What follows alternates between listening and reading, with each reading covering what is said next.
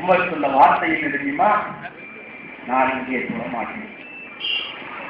தொழமாட்டேன் என்று சொன்னதற்கு காரணம் மனதிற்குள் வஞ்சகம் அல்ல, சூழ்ச்சி அல்ல, தப்பான எண்ணம் அல்ல. அவர் அற்புதமாக சொன்னார். அந்த பாதைகள் கூறுகிறார்கள், நாங்கள் எல்லாம் நல்லவர்களோட இடத்திலிருந்து அங்கே மத்திய நபருக்கு மதினாவுக்கு வருகின்றபோது உங்கள் தலைவர் பள்ளிவாசலிலே எடுத்துக் கொள்ளலாம் என்று கூறினார்கள். நீங்கள் எங்களுடைய இந்த ஆலயத்திற்குள் சொல்வதற்கு ஏன் நீங்கள் தயங்குகிறீர்கள் என்று கூறுகின்ற பொழுது அங்கே உமர் சொன்னார், இல்லை இல்லை, நாளை ஒரு நாள் வரும் இந்த கொடி, இந்த அரசியல் கொடி உலகம் முழுவதும் சுற்றி சுற்றி வரும். அந்த நேரத்திலே எங்களுடைய இது எங்களுக்கு சொந்தமான இடம் என்று எங்களுடைய தோழர்கள் யாரும் சொல்லிவிடக் கூடாது என்பதற்காகத்தான் நான் இங்கே சொல்லவில்லை என்று அவர் உமர் கூறினார்.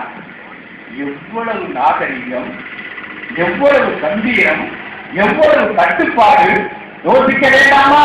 400 ஆண்டுகள் இந்திய பிரதேசத்தில் தலை தோன்றுகின்ற வாழ்வை பள்ளிவாசல் ஊமை செய்தான் காங்கிரசினுடைய பிரதம மந்திரியாக இருந்த நரசிம்ம ராவ் இருக்கின்ற பொழுது இடித்து பரிவர்த்தமாக்கப்பட்டது.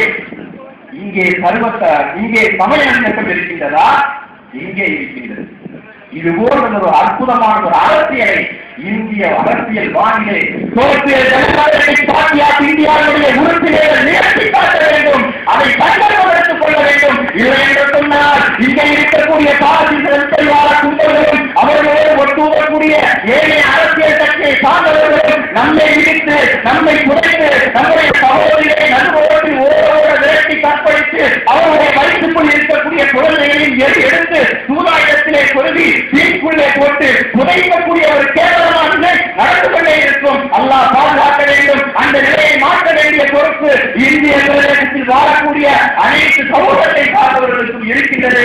எனவே முதலில் நாம் சங்கல்பம் எடுக்க வேண்டும். நம்மோடு வாழ்கின்ற சகோதர சமுதாயத்தை சார்ந்தவர்களுக்கு மத்தியிலே நாம் ஒரு அற்புதமான அரசியல் சக்தியாக விழுந்து காண்பிக்க வேண்டும். ஒரு முன்மாதிரியாக விழுந்து காண்பிக்க வேண்டும். இல்லை என்று சொன்னால் நாமும் இங்கே விழுக முடியாது.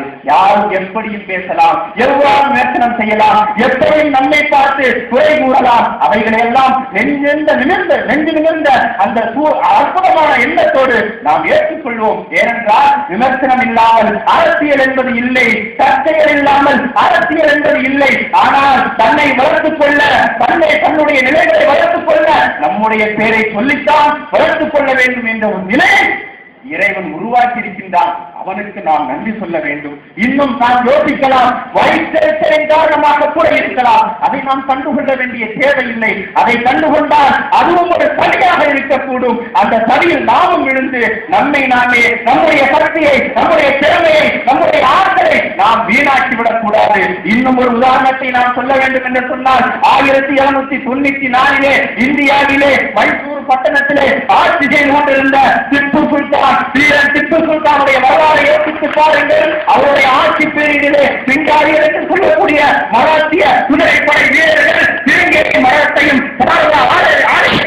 நேரத்திலே அந்த சாரதா ஆலயத்தினுடைய திருங்கேரி மரத்தினுடைய ஆலயகர்த்தாவாக இருந்த சச்சிதானந்த சுவாமி துங்கபத்ரா அணிக்கரைக்கு முன்னால் தன்னுடைய சீடர்களோடு உண்ணாவிரதம் இருக்கின்றார். உடனே திப்பு சுல்தான் அவருக்கு லெட்டர் எழுதுகின்றார்கள், கவலைப்படாதீர்கள், இந்த நிலையை மாற்றுவதற்கு என்னால் முடியும், நிச்சயமாக நான் மாற்றி காண்பித்தேன், திருங்கேரி மரம் திரும்பவும் அதே போன்று இந்தியாவிலே இருக்கும் என்ற கடிதத்தை எழுதி சச்சிதானந்த சுவாமிக்கு கடிதம் அளிக்கிறார் என்பதை நாம் பார்க்க வேண்டும். அது மட்டுமல்ல, இந்தியாவிலே மைசூர் பிரதேசத்தில் இருந்து கேரளாவிற்கு செல்லக்கூடிய வழியிலே திருவிதாங்கூர் மகாராஜாவுடைய சமஸ்தானத்தை தாண்டி செல்கின்ற நேரத்திலே அங்கு வாழ்ந்து கொண்டிருந்த நம்முடைய சகோதர சமுதாயத்தை சார்ந்தவர்கள், இன்னும் நாடா சமுதாயத்தை சார்ந்த மக்கள் எல்லாம் மேலாளரை அங்கே கூட தடை விதிக்கப்பட்ட ஒரு பொறுப்புண்மையான ஆட்சியிலே வாழ்ந்து கொண்டிருந்தார்கள். பார்க்கின்றார் திப்பு சுல்தான், யார் இவர்கள்? இங்கே ஆட்சி செய்து கொண்டிருப்பது யார்? இந்த கொடுமையை நிறுத்தக்கூடியது யார்? நான் போய்விட்டு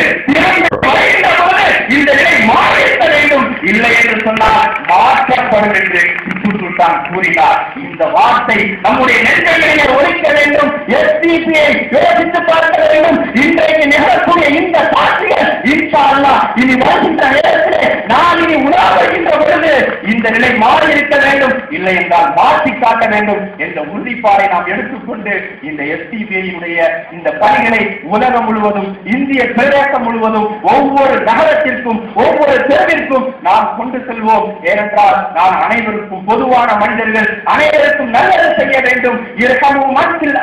இந்த பூமியில் வாழக்கூடிய அனைவரின் மீது நீங்கள் ஏகம் காட்டுங்கள். இரக்கமுக்கும் மனசில் சமா, உங்களின் மீது வானத்தில் உள்ளவன் அந்த இறைவன் ஏகம் காட்டுவான் என்று நமது தலைவர் ஸல்லல்லாஹு அலைஹி வஸல்லம் அவர்கள் குறிப்பிட்டு காண்பித்திருக்கின்றார்கள். அந்த வார்த்தையை நம்முடைய நெஞ்சிலே சுமந்து நாம் இந்திய பிரதேசத்தில் வாழ்கின்ற, சப்த ஜீவனம் நடத்துகின்ற, வறுமை கோடுகளிலே ஓய்வு கொண்டிருக்கக்கூடிய அந்த சப்த ஜீவனம் நடத்தக்கூடிய மக்களுக்காகவும் இன்றைக்கு நடக்கக்கூடிய கொடூரங்களை, ஊழலை, லஞ்சத்தை, லாவணியத்தை அனைத்தையும் நீக்கி ஒரு அற்புதமான ஒரு அரசியலை, ஒரு அற்புதமான ஒரு ஆட்சியை கொடுப்பதற்காகவும் இன்றைக்கே நாம் முயற்சி செய்ய வேண்டும். அந்த முயற்சியை இறைவன் ஏற்றுக்கொள்ள வேண்டும் என்ற எண்ணத்தோடு எனது உரையை முடிக்கின்றேன். வாஹிர் தாவானா அல்ஹம்துலில்லாஹி ரப்பில் ஆலமீன்.